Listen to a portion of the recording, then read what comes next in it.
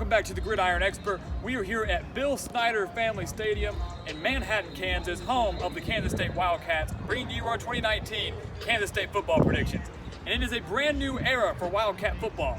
Bill Snyder, one of the most legendary head coaches in all of college football, has retired at Kansas State after 26 years with the program. And now Chris Klieman comes in, the former head coach at North Dakota State of the FCS, where he won 4 national titles. He comes in to once again keep up the success that Bill Snyder had during his time here in Manhattan. And I think he was a phenomenal hire, and he has a very experienced team going into 2019.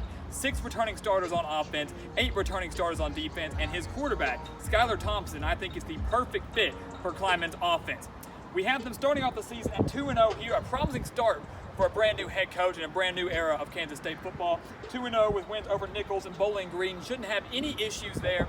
But then after those first 2 weeks, the schedule gets very, very difficult for Kansas State. And it's very difficult to judge a team with a brand new head coach. How will they do? Even though this team has experience, will they adjust to the new coaching staff? Will they adjust to the new coaching schemes? There's a lot of questions surrounding every program, especially in the Big 12 with 4 brand new head coaches. They go on the road, though, in non-conference play to face off against Mississippi State. And last year here in Manhattan, the Wildcats fell to the Bulldogs, a team that kind of did not live up to their expectations in the SEC last year. But this year they had to travel to Starkville, a very difficult place to play in all the Southeastern Conference, especially with those cowbells ringing.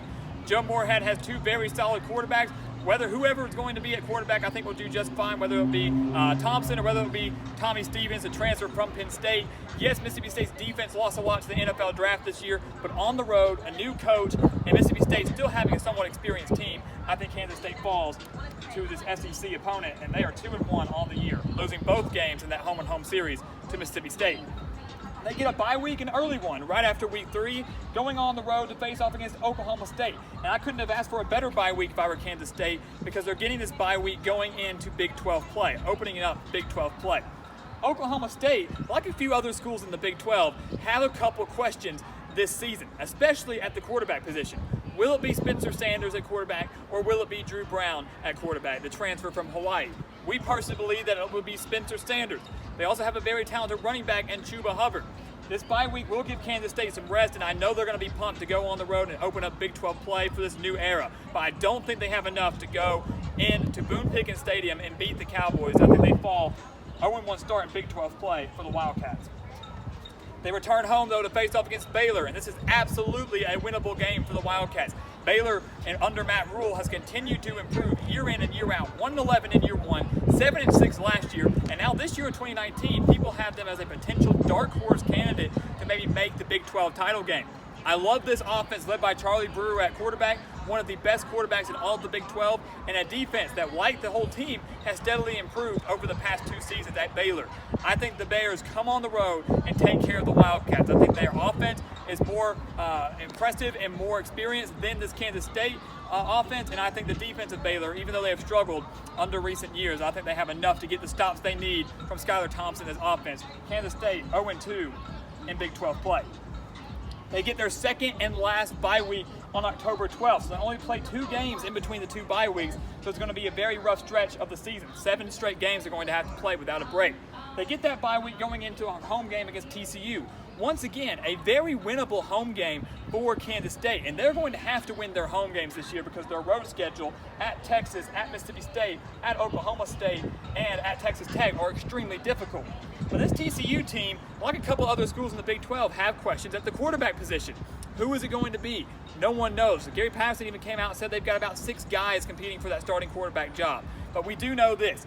It's going to be a bounce-back year for TCU after a disappointing 2018. That running game will continue to dominate, and the defense under Gary Patterson will once again be a strength for the Horned Frogs. I think they come in here, shut down this Kansas State offense. Of course, we know that at North Dakota State, Chris Klieman's teams have very potent offenses, and I think they will get there, just not in 2019. TCU comes on the road and takes care of Kansas State.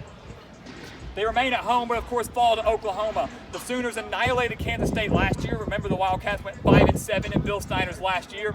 And this year, Oklahoma will boast a much improved defense with 8 returning starters. And now they have a solid core of running backs and another transfer quarterback in Jalen Hurts. This Oklahoma team is once again the favorite to win the Big 12, and they will come on the road and take care of Kansas State with pretty much, I think, will be with ease. So I think they fall to the Sooners here.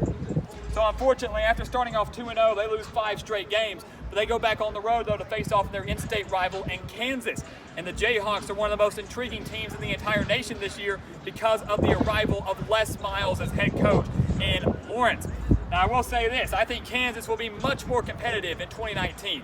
No doubt in my mind. But I do not think you will see a drastic improvement in the win total. You actually might see a decrease in the win total in 2019. He doesn't have all his pieces there. I think Puka Williams at running back will have a solid game against this Kansas State defense that allowed over 150 rushing yards per game in 2018. But Kansas State comes on the road and defeats their in-state rival over Kansas. 2 brand new head coaches. Klieman gets the first win over the Jayhawks. They remain on the road, though, facing off against Texas, and this a very unfortunate game for the Wildcats. Texas, as you've heard me say, probably the second best team in the Big 12 this season, boasting one of the best offenses in the Big 12, led by Sam Ehlinger, and now they have Colin Johnson at wide receiver as well. The question will be Texas's defense. Will their defense be their downfall and preventing them from winning the Big 12, or maybe even making a playoff appearance? Regardless of all of that, their defense will be enough to shut down this Kansas State offense. It's on the road. Austin, a very difficult place to play. The Wildcats fall to Tom Herman and the Longhorns. And I don't see many teams going into Austin this year and beating Texas.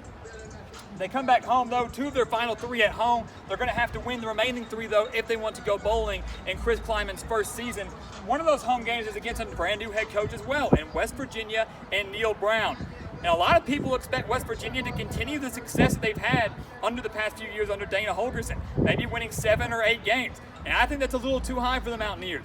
Neil Brown comes in from Troy, but they do lose David Sills at wide receiver. They do lose Will Greer at quarterback. They lose a lot of wide receivers and a lot of defensive playmakers as well. This West Virginia team will take a major step back in 2018. I know they bring in Austin Kendall. I know they bring in Kennedy McCoy at running back as well. But I don't think it's enough to come on the road and beat Kansas State. The Wildcats get a win, and their bowl hopes are still alive. They go on the road, though, to face off against Texas Tech. And this year, once again, like West Virginia, like Kansas, bringing in a brand new head coach in Matt Wells from Utah State. Texas Tech also boasts one of the better quarterbacks in the Big 12 with Alan Bowman, assuming he can stay healthy. Cliff Kingsbury was known for having dynamic offenses during his time in Lubbock. I think that offense remains potent. I think that offense remains tough to stop. The key for Texas Tech and the struggles they had under Kingsbury was that their defense was their issue.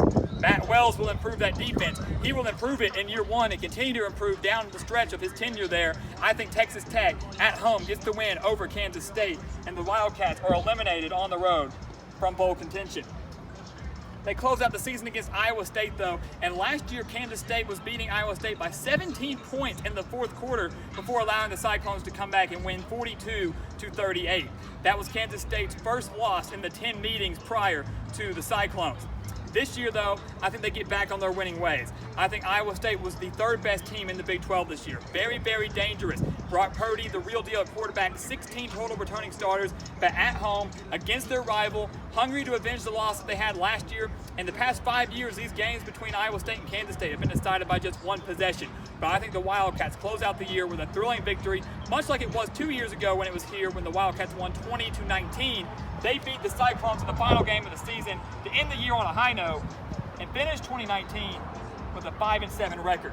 And Chris Klieman's first year here in Manhattan. And that is a respectable record. I know it's disappointing for some to have back-to-back 5-7 seasons. But when you look at this schedule, it is not easy for Kansas State at all. And if you want to see one more win for them, maybe to get them to that bowl eligibility, maybe it comes on the road against Oklahoma State. Well, I would most likely think it'd come at home to one of the teams like Baylor or TCU. But it is very possible for Kansas State to go bowling this year. They just need a couple things to go their way to pull off one upset, and it will be a phenomenal job done by Chris Klieman in year 1, not just at Kansas State, but also his first coaching gig in the FBS. So guys, as always, thank you for watching. Go follow us on Twitter and Instagram at Gridiron Expert, and check out our official website, thegridironexpert.com. Sign up for our newsletter and sign up for our expert picks. For just $30, you will get every single one of our 2019 college football spread picks, including the postseason. I can promise you that's a deal you do not want to pass up. So join our team, sign up today only at thegridironexpert.com. And guys, as always, thank you for watching us here on YouTube live from Manhattan, Kansas. Please continue to like, comment, and subscribe, and we will see you next time on The Gridiron Expert.